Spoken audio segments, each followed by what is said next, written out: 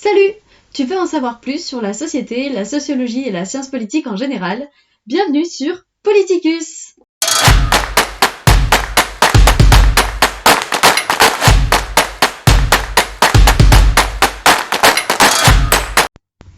Et bonsoir! Alors, aujourd'hui, je voulais vous parler des études de sciences politiques. Voilà, parce que je suis au courant qu'en ce moment c'est un peu la période Parcoursup, etc., le début des choix, enfin voilà. En tout cas c'est comme ça pour les masters, donc là ça va être un peu le début, on commence à y penser et tout, et puis je vois passer pas mal de trucs sur Parcoursup. Du coup, bah voilà, bienvenue dans cet épisode pour, si vous voulez en savoir un peu plus sur les études de sciences politiques. Alors du coup, je vais commencer par vous parler un peu de ce que moi je fais. Donc c'est une licence, bref, je vais vous en parler. Je vous parlerai d'une différence un peu, disons, fondamentale en sciences politiques. Et puis on verra un peu ce que je croyais versus ce que je vis. Un peu expectation versus reality, vous savez. Un peu l'ancienne. Et puis... et aussi, qu'est-ce qu'on fait avec un diplôme de sciences politiques? Ça me paraît assez important d'en parler. Et puis évidemment, ce que j'aurais aimé qu'on me dise un peu avant, quoi, parce que il y a des trucs que j'aurais bien aimé savoir et je pense que ça peut être intéressant pour vous d'en savoir un peu plus. Après, faut quand même prendre en compte le fait que, bon ça je vais vous en reparler de la chronologie qui est un peu complexe, mais il faut quand même prendre en compte le fait que j'ai eu une première année un peu chaotique et du coup ce qui fait que je suis arrivée vraiment en études sup pour de vrai à l'université en deuxième année. Enfin, je vais vous expliquer tout ça, je vais revenir là-dessus, mais en vrai, faut prendre ça en compte, en sachant que voilà, le contexte, disons, le contexte ne sera plus le même que ce que moi j'ai eu. Donc bon, voilà. Mais ça peut toujours être intéressant à prendre, je pense. Je vais commencer par vous parler de la différence entre l'université et les IEP. Donc il faut savoir que moi je fais une licence de sciences politiques à l'université de Lille. Et donc attention, c'est vraiment pas l'IEP. L'IEP c'est du coup les instituts d'études politiques, c'est carrément, c'est autre chose.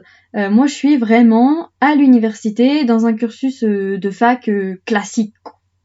Alors, en fait, ce qui change, en gros, c'est une différence juridique parce que on y voit, en gros, au niveau programme, par exemple, on y voit à peu près les mêmes choses, on y voit sensiblement les mêmes choses.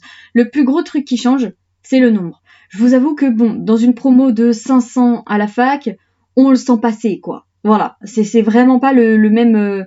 c'est pas le même ratio en termes de prof-élève, et puis c'est pas tout à fait le même...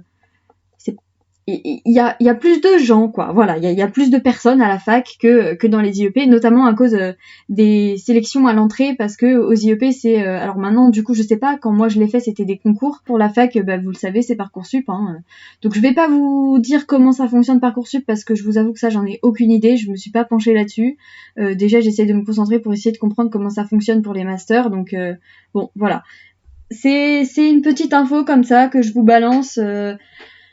On voit à peu près la même chose quand on est dans un IEP et quand on est dans une licence de sciences politiques classique à l'université. Alors après, si j'ai bien compris, des licences de sciences politiques comme celle que moi je fais, il y en a pas beaucoup non plus en France. Faut faire attention, c'est pas une licence droit Sciences Po, c'est une licence de sciences politiques uniquement. Donc ça, si vous cherchez, normalement vous devriez trouver sur Lille et sur Lyon, il me semble, et peut-être aussi sur Paris. Mais bon voilà, je vous conseille de chercher en détail sur les sites des universités et aussi sachez que la science politique n'est jamais classée très de la même façon partout. Des fois ça va avec le droit et la gestion et des fois ils mettent ça avec du coup les autres sciences sociales, notamment sociologie. Mais sachez quand même que c'est jamais tout à fait la même chose. La licence de sciences politiques ou les sciences politiques en général ne sont jamais classées de la même manière dans toutes les facs. Donc bon, voilà, c'est un petit truc. Des fois, il faut chercher longtemps pour trouver. Donc voilà. Mais je vous conseille quand même d'aller chercher sur les facs, ça peut être intéressant. Alors du coup, oui, les IEP, donc on y fait des études des sciences politiques et à l'université, moi je fais de la science politique. Et donc ça, c'est une différence, on va dire pas forcément fondamentale parce que fondamentalement, au niveau du programme, on voit, comme je disais, les mêmes choses. Par contre, les sciences politiques, du coup, ça va être l'étude de ce qui compose l'action politique. En gros, c'est toutes les sciences qui font la politique, en gros, ça va être étudié. Alors que moi, dans la science politique, on va faire de la politique en général, de l'action politique, une science. Un peu comme les biologistes, ils font, pour eux, leur science, c'est la nature, enfin, c'est leur objet de science. Les molécules chimiques, ce sera l'objet de la science des chimistes. C'est pareil pour l'espace, etc. Pour moi, ce sera la politique. La science politique, c'est un objet. Donc la politique devient un objet de science en elle-même. Donc j'espère que c'est assez clair. Donc c'est une différence qu'il faut prendre en compte quand même si après vous n'avez pas forcément, vous le découvrez au fur et à mesure, ça vous n'avez pas vraiment besoin de le savoir là tout de suite maintenant. Par contre, je vais vous parler de ce que je croyais, de ce que je pensais, et puis des différences entre ce que je vis, parce que en fait, je sais pas comment ça se passe actuellement au lycée, comment fonctionne la réforme, mais moi, en arrivant dans cette licence de sciences politiques, j'avais pas vraiment d'attente. Déjà, je savais pas trop vers quoi aller, j'avais des idées, mais je savais pas comment je pouvais y arriver. Et en fait, c'est ce qui est vraiment compliqué avec la science politique, c'est que c'est vraiment hyper pluridisciplinaire. Alors ça, c'est le discours que tout le monde va vous resservir. C'est ce qu'on nous servait avec le bac ES, c'est ce qu'on nous servait avec tout c'est en fait c'est des matières qui sont enrichies par plein de matières différentes et ça forme une science et ça forme un corpus en fait. Et donc c'est ça la science politique. Et du coup, je sais pas si vous en avez ou pas au lycée, mais en fait vraiment en sciences politiques, dans une licence de sciences politiques en tout cas, on y fait plein de choses. Et c'est vraiment pas une vanne, genre vraiment, on y fait vraiment énormément de choses. Et voilà. Alors, on a quand même, comme on fait de la science politique, que ça reste une science sociale, etc., on a quand même une certaine dominance pour la sociologie. Donc ça, si vous en avez normalement, je crois, en SES, ou peut-être que ça a changé de nom depuis, je sais pas. Mais en tout cas, à mon époque, oh là là là là, ça fait vieux, hein. Je suis pas si vieille pourtant, je vous jure, je suis pas si vieille. Mais quand je dis à mon époque, non, je vais arrêter de le dire, c'est mieux. c'est pas... C'est mieux que je dise pas en fait. Donc oui, donc moi, au moment où j'ai passé mon bac, avant la réforme, du coup, vraiment littéralement à mon époque, oh là là, je m'horripile les gars, je m'horripile. Bref, je m'égare un petit peu, mais c'est pas grave. On peut dire que la science politique, c'est vraiment pour ceux qui savent pas quoi faire en vrai. Je pense que c'est si t'es un peu perdu, mais que t'as quand même un petit peu envie d'aller vers les sciences sociales et que tu sais pas trop quoi choisir et que faire que de la socio, ça te saoule et que faire que de l'économie, ça t'intéresse pas, faire que de l'histoire, t'as pas envie, faire que, je sais pas moi, que des langues, ça te plaît pas non plus, en vrai, la science politique, c'est un bon compromis parce que t'as un peu de tout. Franchement, moi, depuis ma première année, j'ai des cours en anglais optionnels. Donc en gros, c'est des CM qui se passent uniquement en anglais. Optionnel, hein, c'est pas obligatoire, mais du coup, si ça vous intéresse, go. Si vous parlez bien anglais, go. Si je sais pas moi, si vous avez une envie particulière de faire plus de sociologie, vous pouvez le faire aussi parce qu'il y a des options qui sont plus sociaux, il y a des options qui sont plus éco. Vraiment, il y a plein de trucs. Et il y a un certain choix quand même qui est disponible. Après, c'est la fac, c'est pas parfait, il y a beaucoup de couacs. Alors par contre, je vous le disais tout à l'heure aussi dans l'intro, au niveau de ce que je vis, c'est un avis biaisé. C'est-à-dire que déjà, c'est ma perception personnelle des choses, donc ça va pas forcément être ce que vous allez vivre. Et en plus, j'ai eu une L1, donc une première année chaotique, parce que moi, c'était la première année Covid. Donc, c'est-à-dire que je suis rentrée à la fac, on m'a dit « Girl, va à la fac ». Et j'ai dit « Ok, pas de souci ». Et en fait, je suis pas allée à la fac. C'est-à-dire que je suis restée toute l'année seule devant mon ordinateur. Au bout d'un moment, il y a de quoi péter un câble. C'est vraiment des études bizarres parce que ma première année, c'était pas une vraie première année en fait. Vous savez, vous le savez quoi, c'est le Covid, donc voilà, tout en distanciel, tout ça, c'était vraiment très chiant. et c'était vraiment difficile à vivre. Donc bon, voilà, déjà au niveau de ça, c'est un peu biaisé. Ensuite, du coup, ma deuxième année, c'est ma première vraie année de fac, enfin à la fac en tout cas, en présentiel. Bon voilà. Alors personnellement, j'aime beaucoup ce que je fais. Je pense que ça s'entend. Le podcast, je le fais pas pour rien non plus. Voilà, j'aime vraiment profondément ce que je fais, mais j'y ai trouvé un intérêt quand même un peu plus tard, notamment avec le fait qu'il y a des notions que je comprends uniquement 3 ans après les avoir vues, les gars. C'est pas une vanne. C'est-à-dire que avec le recul, il y a des liens qui se font. Mais vraiment, on comprend les trucs 3 ans après. Et donc ça, peut-être que... c'est peut-être un problème personnel, c'est-à-dire si j'avais mieux bossé, etc., etc., enfin, voilà, je vais pas rentrer dans les détails, mais si j'avais mieux bossé, blablabla, blablabla, peut-être que j'aurais mieux compris certains trucs. Mais en vrai, c'est avec le recul que les liens se font et que vous comprenez les choses. Et ça c'est important à savoir, je trouve. Parce que sinon, vous allez vous prendre la tête pour des trucs, c'est monumental. Je vous expliquerai après, mais le stress, en vrai, à la fac, c'est un truc de dingue. Mais là, c'est pas le sujet. Du coup, je vous ai dit un peu expectation versus reality, tout ça. Maintenant, qu'est-ce qu'on peut bien faire avec un diplôme de sciences politiques ? Ça, c'est la question que à peu près tout le monde me pose quand je dis que je fais de la Sciences Po. En fait, la réponse, c'est plein de trucs. Littéralement, c'est plein de trucs. En fait, la science politique, je l'ai dit, c'est pluridisciplinaire, donc vous y faites plein de choses, vous apprenez plein de trucs, vous avez des connaissances sur plein de trucs, et du coup, vous pouvez faire plein de trucs. Ça fait beaucoup de fois le mot truc. Mais vous pouvez faire vraiment beaucoup de choses à la fin de vos études. Alors, je vous conseille pas de faire uniquement une licence de sciences politiques. Déjà, pour la première raison. La première raison, c'est la même que, en gros, la première raison, ça devient un inconvénient, mais c'est l'avantage de tout à l'heure, c'est la pluridisciplinarité. C'est-à-dire que vous avez vu tellement de choses de manière tellement large et pas forcément vraiment fort en détail, que du coup, vous n'êtes pas spécialiste de quelque chose. Vous êtes pas des spécialistes. Vous êtes des gens qui savaient plein de trucs et qui ont une culture générale à peu près monumentale sur le domaine de l'histoire, de la science politique, enfin de la politique du coup, de l'économie, de la sociologie. En gros, voilà.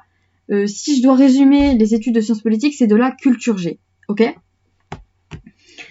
Maintenant, avec un master dédié, adapté, parce que du coup en master là, pour le coup, on part sur une spécialité en fait, avec un master dédié.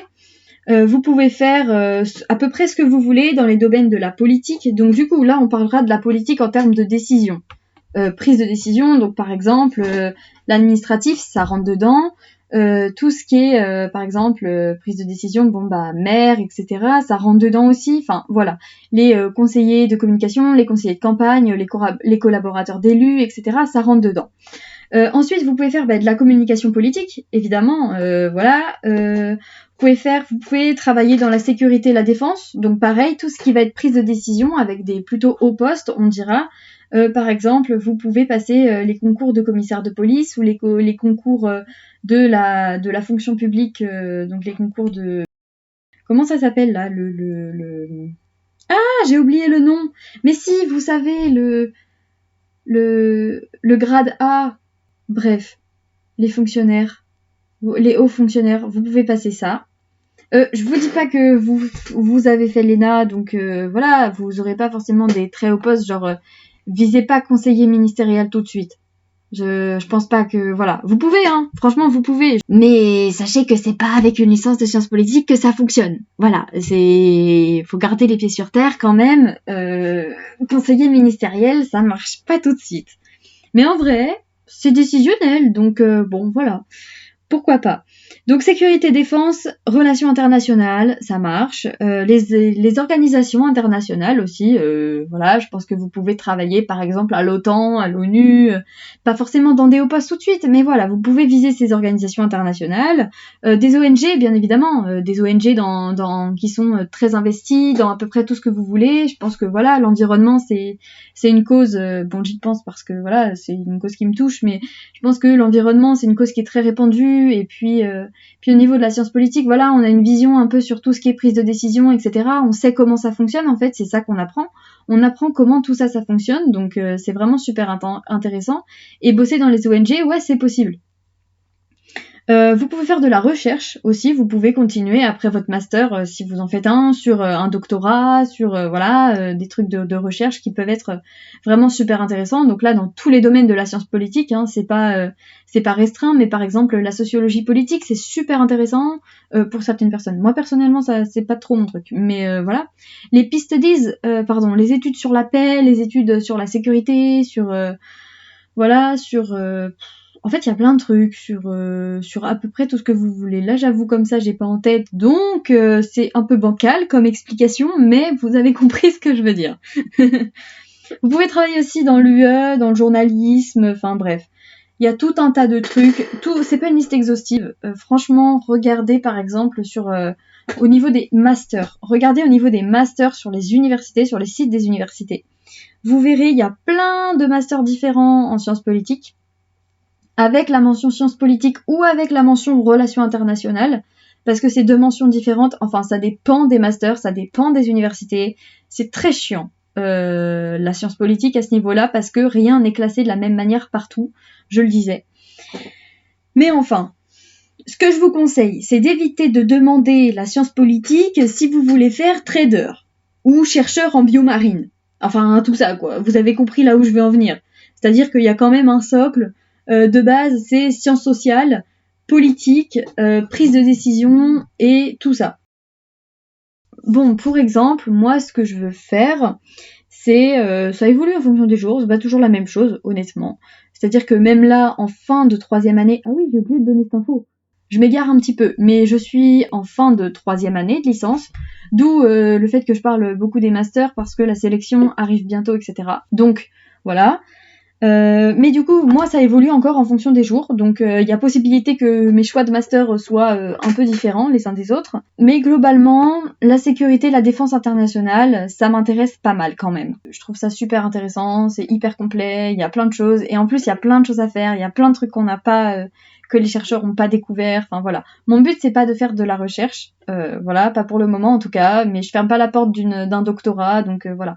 Mais l'idée, c'est que je me laisse vraiment plein de possibilités et que je ferme pas la porte à quoi que ce soit, parce que j'ai un gros problème, c'est que à peu près tout m'intéresse, donc voilà, c'est un petit peu chiant pour faire des choix.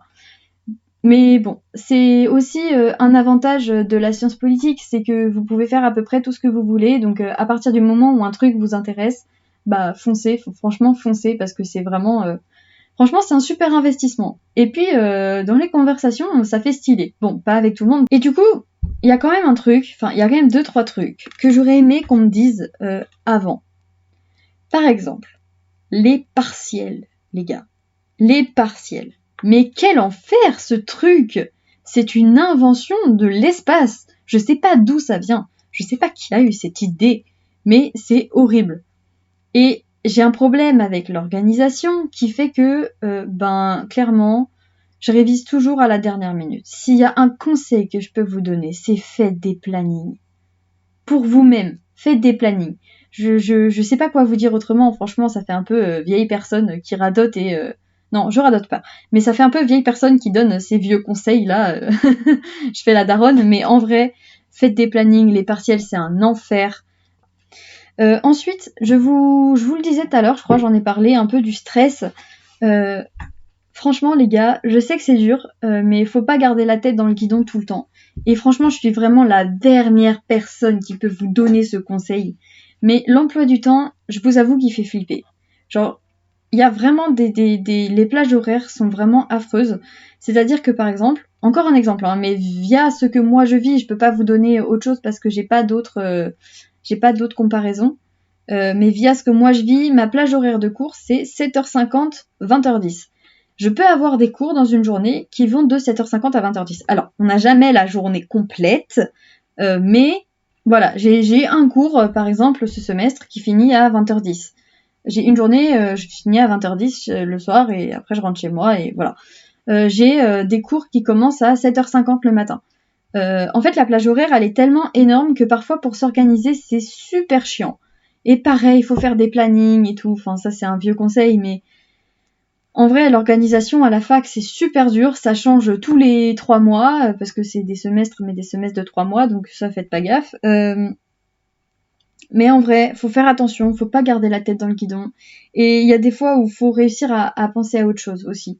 C'est important. Alors, je vous dis pas de sortir si vous aimez pas sortir, et je vous dis pas de rester chez vous si vous aimez pas rester chez vous, mais faites en sorte d'avoir autre chose que les cours. Vraiment, parce que, en fait, c'est pour votre santé mentale.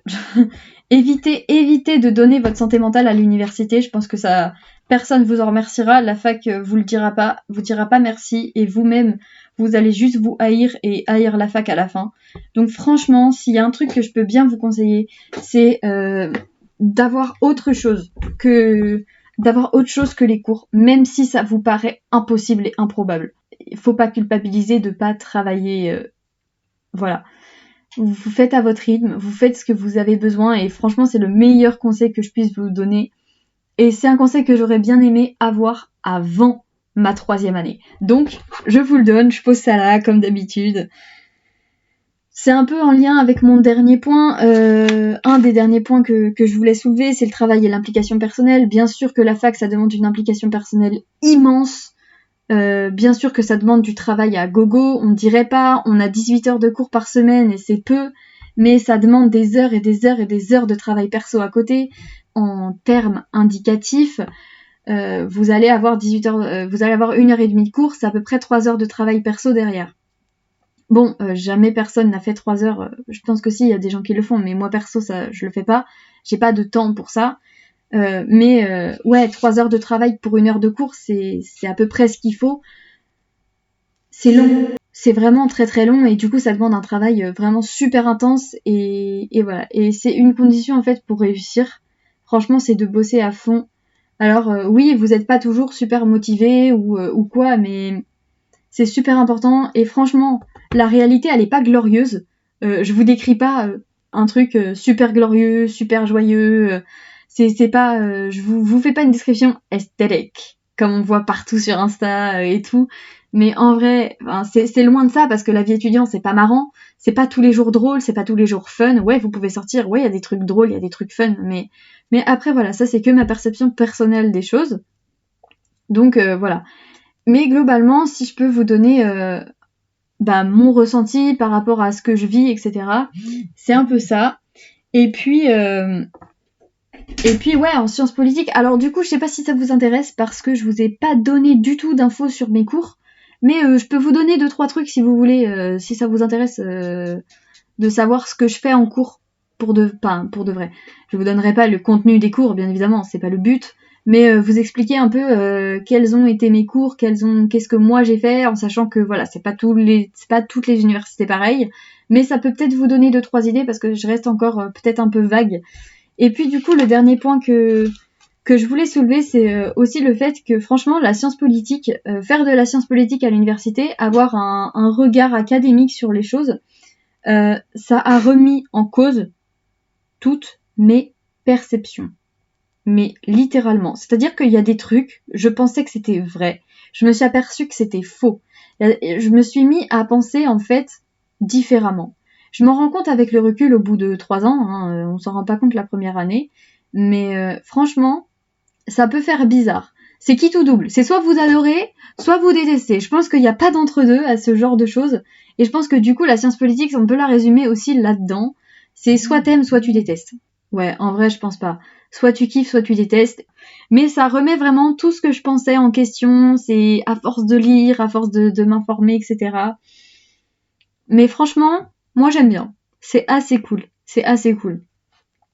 Et puis, si, il y a un dernier conseil que je peux vous donner, c'est lire. Franchement, c'est lire. Alors, lire des trucs que vous n'avez pas l'habitude de lire, genre lire des auteurs qui peuvent vous paraître chiants, de type, par exemple, Pierre Bourdieu, Jean-Paul Sartre. Ces gens-là qui sont intéressants, mais chiants, premier abord, parce que c'est dur à lire. C'est vraiment dur à lire. C'est pas une blague.